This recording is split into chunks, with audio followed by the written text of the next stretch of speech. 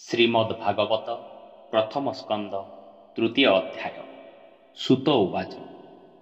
ସୁତ କହନ୍ତି ଶୁଦ୍ଧ ଚିତେ ହରଷେ ମୁନିଙ୍କ ଅଗ୍ରତେ, ଶୁଣ ସକଳ ମୁନିଜନେ ହରିଚରିତ ସାବଧାନେ। ସୃଷ୍ଟିର କାଳେ ସେ ମୁରାରି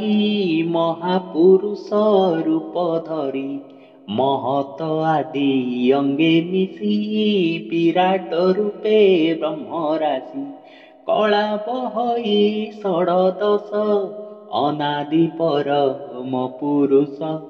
ବୁଦ୍ଧି ଚେତନା ଅହଙ୍କାର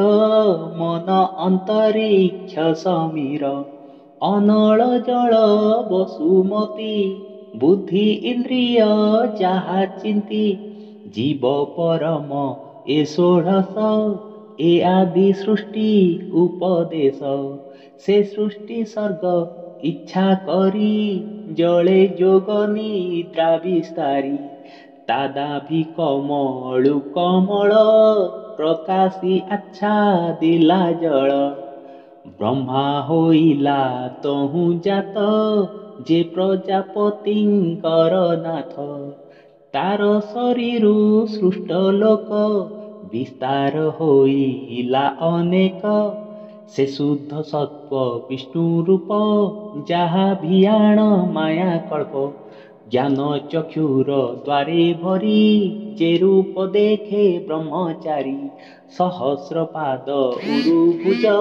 ଶିର ବଦନ ନାସା ତେଜ, ସହସ୍ର ଲୋଚନ ଶ୍ରବଣ ବସନ କୁଳ ଭୂଷଣ।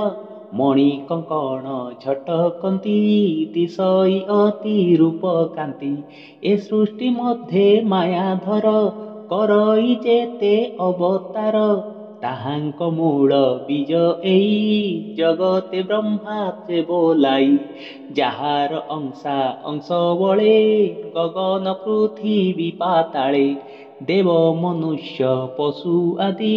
ନିଗମ ଗୋଚରେ ସମ୍ପାଦି, ପ୍ରଥମେ କୁମାର ରୂପ ସେ ସୃଷ୍ଟି ଉଦୟ ଉପଦେଶେ। ଦୁସ୍ତର ବ୍ରହ୍ମଚର୍ଯ୍ୟ ବ୍ରତେ ତପ ସାଧିଲା ଦୃଢ଼ ଚିତେ, ଦ୍ୱିତୀୟ ସୃଷ୍ଟିର ଆଗମେ ସାଧିଲା ଯଜ୍ଞେଶ୍ୱର ନାମେ। ପୂର୍ବ ପ୍ରଳୟ କାଳ ବେଳେ ମହି ଯେ ଥିଲା ରସାତଳେ, ତାର ଉଦ୍ଧାରେ ନରହରି ତକ୍ଷଣେ କୋଳ ରୂପ ଧରି। ଉଦ୍ଧରି ଜଳେ ବସାଇଲା ବରାହ କଳ୍ପ ବୋଲାଇଲା, ତୃତୀୟ ଋଷି ସ୍ୱର୍ଗେ ହରି ନାରଦ ମୁନି ରୂପ ଧରି। କୃଷ୍ଣ ଭକତ ଜନହିତ ନିଷ୍କାମ ଶାସ୍ତ୍ର କଲେ ଭକ୍ତ, ଚତୁର୍ଥ ଜନ୍ମ ଧର୍ମ କଳା ଦେବ ଉଦ୍ଦେଶ୍ୟ କର୍ମ କଲା। ସେ ରୂପ ନର ନାରାୟଣ ସୃଷ୍ଟିରେ ଧର୍ମ ଆଚରଣ, ତପ ସାଧିଲେ ଦୃଢ଼ ଚିତେ ସୃଷ୍ଟି କଳ୍ପନା ଅଭିମତେ। ପଞ୍ଚମେ ସିଦ୍ଧ ଅବତାରେ ଜନ୍ମିଲେ କର୍ଦ୍ଦମର ଘରେ, ନାମେ ସେ କପିଳ ବୋଲାଇ ପିତା ମାତାଙ୍କୁ ଜ୍ଞାନ କହି। ଷଷ୍ଠେ ସେ ଅତ୍ରି ପୁତ୍ର ହୋଇ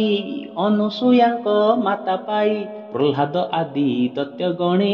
ଜ୍ଞାନ କହିଲେ ଜଣେ ଜଣେ। ସପ୍ତମ ସ୍ୱର୍ଗେ ନରହରି ଆକୁତି ଗର୍ଭେ ଅବତରି, ଅନେକ ଜ୍ଞାନ ଶାସ୍ତ୍ର କଲେ ସ୍ୱୟମ୍ଭୁ ମନ୍ତ୍ର ତୋପାଡ଼ିଲେ। ଅଷ୍ଟମେ ନାଭି ଗୃହେ ଜାତ ଋଷଭ ମେରୁ ଦେବୀ ସୁତ, ଅତି କଠୋର ତପ କଲେ ଜ୍ଞାନୀଙ୍କି ପଥ ଦେଖାଇଲେ। ନବମେ ପୃଥୁ ରୂପ ଧରି ବଳେ ଦୁହିଁଲେ ବସୁନ୍ଧରି, କ୍ଷୀରେ ଧରଣୀ କଲେ ସମ ନାମ ବହିଲେ ଉଷମ। ଦଶମେ ମତ୍ସ୍ୟ ରୂପ ହୋଇ ନାବ ପ୍ରଳୟ ଜଳେ ବାହି, ପ୍ରଳୟ ଜଳେ ବିହରିଲେ ରବିର ବଂଶକୁ ରଖିଲେ। ଏକାଦଶରେ ଚକ୍ରଧର ଯେ ରୂପେ ଜନ ଉପକାର, ଇନ୍ଦ୍ରର ଅର୍ଥେ ଦେବାସୁରେ କ୍ଷୀର ସମୁଦ୍ର ମନ୍ଥିବାରେ। କପଟ କୁର୍ମ ରୂପ ହୋଇ ମନ୍ଦର ଗିରି ପୃଷ୍ଠେ ବହି, ଦ୍ୱାଦଶ ସ୍ୱର୍ଗେ ବିଶ୍ୱକଳ୍ପେ ଜନ୍ମିଲେ ଧନ୍ୱନ୍ତରୀ ରୂପେ। ଅମୃତ କ୍ଷୀରାର୍ଣ୍ଣବୁ ଆଣି ଦେବଙ୍କୁ ପିଆଇଲେ ପୁଣି, ମୋହିନୀ ରୂପେ ତ୍ରୟୋଦଶେ ଶଙ୍କର ମୋହି କାମ ବଶି। ଚତୁର୍ଦ୍ଦଶେ ହିଂସବପୁ ବିଦାରେ ହିରଣ୍ୟକଶିପୁ ବାମନ ରୂପେ ଚତୁର୍ଦ୍ଦଶେ ବଳିକି ଛଳିଲେ ବିଶ୍ୱାସେ ଷୋଡ଼ଶ ଅବତାରେ ହରି ପରଶୁରାମ ରୂପ ଧରି ପିତାବଧରେ ଅହଙ୍କାରେ ଧରଣୀ ଏକ ବିଂଶବାରେ ଭ୍ରମିଲେ ମହାକପାନଳେ ରାଜାଙ୍କୁ ଧରି ବାହୁବଳେ ଦୁଷ୍ଟ କ୍ଷତ୍ରିୟ କାଟି ମୁଣ୍ଡ ରୁଧିରେ ପୂର୍ଣ୍ଣ କରି କୁଣ୍ଡ ତର୍ପଣ କଲେ ପିତୃଗଣେ ତପେ ରହିଲେ ଘୋର ବନେ ଶପଥ ଦଶେ ଦେବ କାର୍ଯ୍ୟେ ଜନ୍ମିଲେ ପରାଶର ବୀର୍ଯ୍ୟେ ନିଗମ ବୃକ୍ଷ ଥିଲା ଏକା ବିଚାରି କଲେ ସତେ ଶାଖା ପ୍ରାଣୀଙ୍କି ଦେଖି ଅଳ୍ପ ବୁଦ୍ଧି ଯେ ଧର୍ମ ସଂସାରେ ପ୍ରସିଦ୍ଧି ସେ ପୁଣି ଦିବାକର ବଂଶେ ଶ୍ରୀରାମଚନ୍ଦ୍ର ଅଷ୍ଟାଦଶେ ଜଳଧି ବାନ୍ଧି ସୀତା ଛଳେ ଲଙ୍କା ଧ୍ୱଂସିଲେ ଭୁଜ ବଳେ ରାବଣ ମାରି ଦେବରାଜ ଭଲେ ସମ୍ପାଦି ଦେବ କାର୍ଯ୍ୟ ଊନବିଂଶତି ରୂପେ ହରି ଯାଦବ ବଂଶେ ଅବତରି କୃଷ୍ଣ ସ୍ୱରୂପେ ରାମ ତୁଲେ ଅବନି ଭାରା ଉଶ୍ୱାସିଲେ କଳିୟାଗମେ ଭାବଗ୍ରାହୀ ପାଶାଚନମ ନମୋହି ବୁଦ୍ଧ ସ୍ୱରୂପ ଅବତାରେ ଜନ୍ମିବେ କି କଟନଗରେ ଜ୍ଞାନ ଉଦ୍ଦେଶ୍ୟେ ଭଗବାନ ମୋହିବେ ଅସୁରଙ୍କ ମନ ଏମନ୍ତ ଜନ୍ମ ଏକବିଂଶ ସୁଜନ ହିତେ ହୃଷିକେଶ ସେ ପୁଣି କଳି ଯୁଗ ଅନ୍ତେ ରାଜାଙ୍କୁ ଦେଖିବେ ଜଗତେ ନିର୍ଦ୍ଦୟ ହୃଦେ ପ୍ରଜା ମାରି ଧନ ଜୀବନ ନିଅନ୍ତି ହରି ସେ କାଳେ ବିଷ୍ଣୁ ଯଶାଗରେ ଜନ୍ମିବେ କଳ୍କି ଅବତାରେ ମନହୁ ବେଗ ବଳବନ୍ତ ଅଶ୍ବ ଆରୋହୀ ଜଗନ୍ନାଥ ସୁନନ୍ଦ ଖଡ୍ଗ କରେ ଧରି ଦୁଷ୍ଟ ରାଜାଙ୍କୁ ବେଗେ ମାରି ଅଳପ ରାଜା ଜନ ଦେଶ ଦୟାରେ କରିଣ ଆଶ୍ୱାସ ସେ ସତ୍ୟ ନିଧି ମାୟାଧର ଅଶେଷ କରେ ଅବତାର ଯଥା ଜିମୁତ ବୃଷ୍ଟି ଜଳେ ସହସ୍ର ନଦୀ ମହି ତଳେ ଋଷି ଦେବତା ମନୁ ରାଜା ଯେ ମନୁ ପୁତ୍ରେ ମହାତେଜା ଏ ଆଦି ଯେତେ ପ୍ରଜାପତି କୃଷ୍ଣର ଅଂଶେ ଜାତ ହନ୍ତି କେ ଅଂଶ କେ ବା କଳା ହୋଇ ବିଭୂତି ଗୁଣେ କେ ଜନ୍ମଇ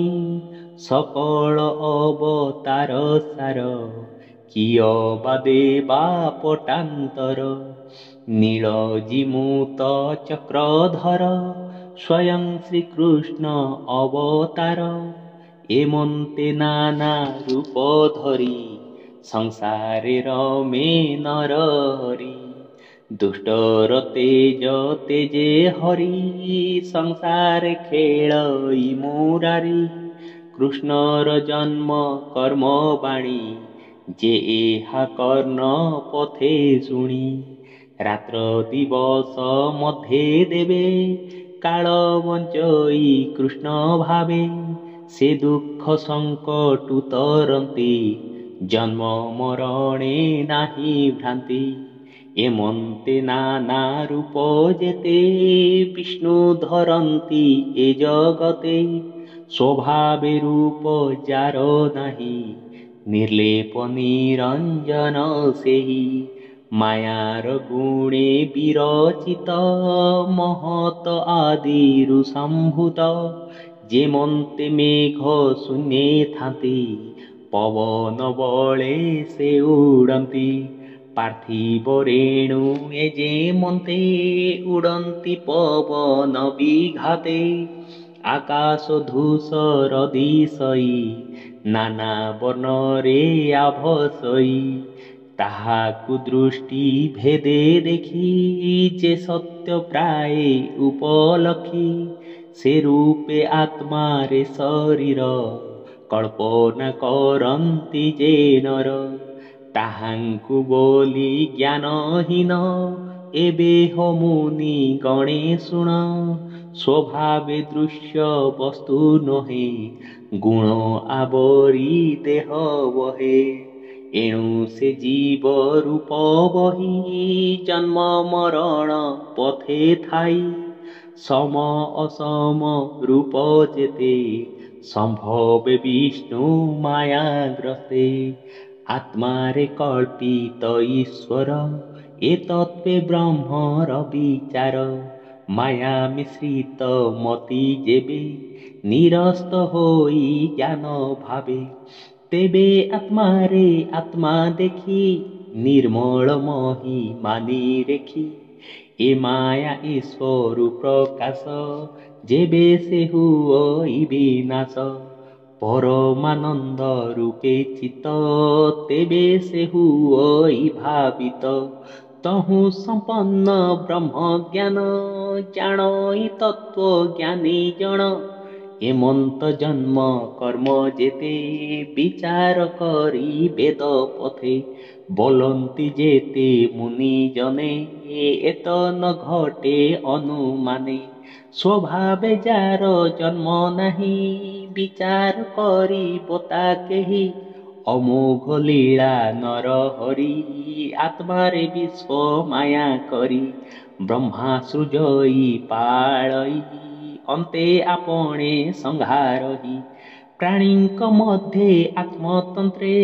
षड्वर्गे भोग करे नित्ये एणु ईश्वर से बोलाई किबा उपमा देवी मोहि ईश्वर लीला कर्म जेते के जानी पारे तर्क मते एहार अछि जेते नाम स्वभावे जेते गुण ग्राम अज्ञान के जानिब ताहा दूरधिगम्ये विष्णु माया नट जे सने माया करी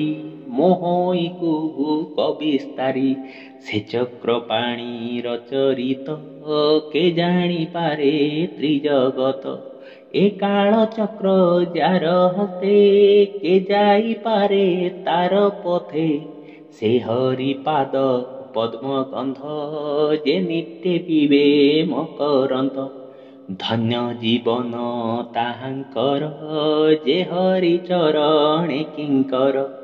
सर्व आत्मा को आत्म भावे भजन्ति नित्ये वासुदेवे एमंत भावे जे भजई ए माया ताकू न लागई ए जे पुराण भागवत निर्मल पद ब्रह्म तत्व कृष्ण चरित परशंसी प्रकाश कले ब्रह्म ऋषि जीवर मोक्ष फल अर्थे धन्य मंगल ए जगते सर्वनिगम इतिहासे सार उद्धारी मनतोषे आत्मज्ञानी मध्य बर जे सुख रूपे अवतार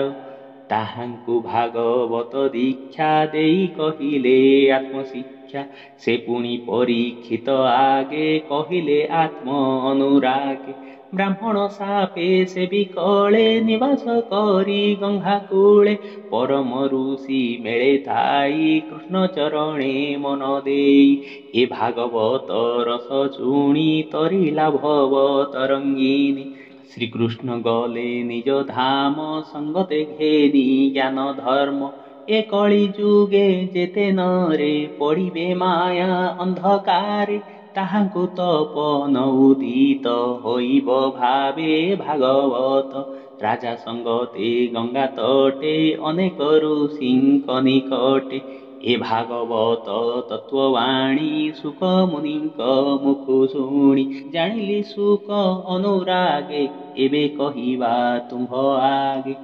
ए भावे चिंती नर हरि घोर संसारु जीवा तरी बोलोई दास जगन्नाथ सुजन हिते भागवत इति श्रीमद्भागवते महापुराणे पारमहंस्या संहितायां प्रथमस्कन्धे नैमिषयोपाख्याने तृतीयोऽध्यायः।